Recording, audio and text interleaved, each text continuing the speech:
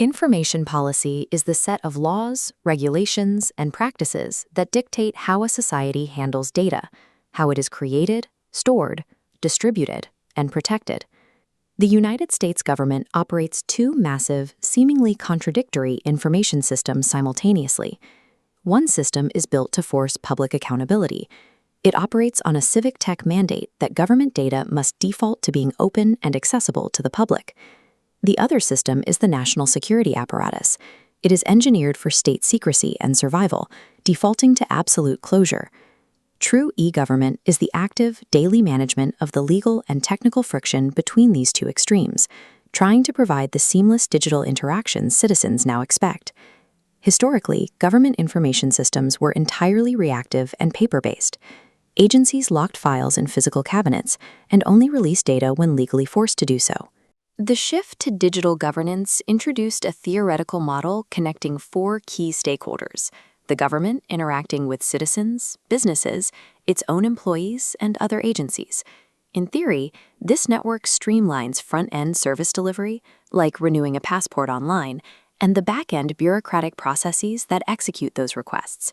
But modernizing decades of legacy IT infrastructure across hundreds of federal agencies is notoriously difficult, often resulting in severe system failures. Forcing entrenched bureaucratic agencies to restructure their relationship with public data requires aggressive, explicit executive policy. In 2009, the Office of Management and Budget issued Memorandum M10-06, the Open Government Directive. It acted as the catalyst for systemic government-wide compliance. The directive was built on three specific pillars: transparency, participation, and collaboration. It established a legal presumption of openness. Instead of waiting for a citizen to request a document, the government's default position flipped. Data should be public unless there was a specific legal reason to hide it. This timeline illustrates the directive's aggressive deadlines. Within 45 days, every executive department had to identify and publish at least 3 brand new, high-value data sets. The directive included a strict technical requirement. Data could not be published as static PDFs. It had to be published in open, machine-readable formats. A machine-readable format is structured data that a computer program can automatically extract and analyze. By standardizing and pooling this information into a usable digital infrastructure, researchers and lawmakers could process the data to generate evidence-based policy. That level of technical ambition quickly collides with the reality of standard government IT procurement. Agencies typically rely on massive multi-year contracts awarded to outside vendors. Because the government often lacks internal technical expertise, these projects suffer from little oversight and frequently fail to deliver working software. Declaring a policy of open government accomplishes nothing if an agency literally lacks the engineering capability to extract, process, and publish its own data. To see how a massive bureaucracy executes this mandate, we can look at the Department of Justice. In 2016, the DOJ published its Open Government Plan, providing tangible proof of bureaucratic compliance with the directive. The plan outlines specific deliverables, including a FOIA flagship initiative designed to aggressively reduce the department's massive backlog of Freedom of Information Act requests. It also included the Police Data Initiative, which released raw, structured statistics on law enforcement activities. This directly satisfied the OMB requirement for machine-readable transparency. But building and maintaining these data pipelines requires specialized technical intervention that standard administrative staff do not have. To bridge the expertise gap, the government created units like the U.S. Digital Service and 18F. 18F operates as an agile technology consultancy housed within the General Services Administration. It acts as a bypass, allowing agencies to circumvent traditional, cumbersome procurement systems. Their core mission is to improve the citizen-facing user experience, the critical connection point where the public interacts directly with federal services. They achieve this by partnering directly with agencies, embedding software engineers and designers to help them build or buy modern technology efficiently.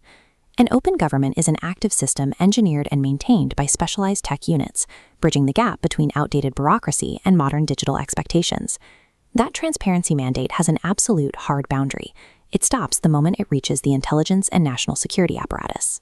Executive Order 1326 provides the legal framework here, granting explicit, highly restricted authorities to a select group of officials to classify data.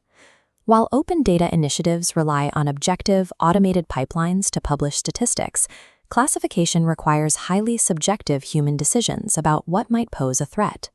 This pyramid illustrates the classification hierarchy. The foundational layer consists of information marked for official use only, or sensitive but unclassified. Above that is the confidential tier. This designation is triggered when the unauthorized disclosure of information could cause identifiable damage to national security. The next level up is secret, applied to information where disclosure could cause serious damage to the state. The apex tier is top secret. This is strictly reserved for information that, if released, could cause exceptionally grave damage. At the highest levels, the government uses extreme protocols like compartmentation. Compartmentation ensures that even an employee holding a top secret clearance is entirely blocked from viewing a document unless they possess the specific code word for that exact program. This architecture is deliberately engineered to fragment and isolate information. It ensures no single person has the full picture, operating as the exact opposite of the data.gov mandate. The administrative state actively builds impenetrable data silos to ensure its own survival, running a shadow system in direct opposition to its own transparency goals. The ultimate bridge between state secrecy and public ownership sits inside the office of the president. The Presidential Records Act defines who owns information generated by the executive branch. It dictates that these records belong to the public, not the individual. The law creates an automatic trigger. The moment a president leaves office, custody of presidential records instantly transfers to the Archivist of the United States. Public access, however, is intentionally delayed. Citizens cannot begin filing Freedom of Information Act requests for these documents until 5 years after an administration ends. Even then, a former president can invoke up to 6 distinct restrictions. This mechanism can legally block public access to specific records for 12 years. The Act enforces strict preservation requirements. This includes non-official electronic messaging accounts, requiring staffers to instantly copy or forward messages to an official archiving system.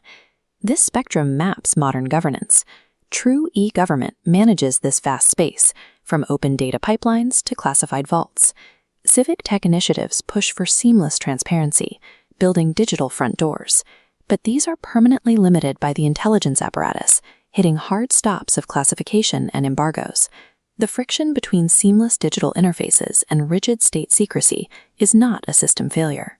It is an intentionally designed feature of democratic information policy.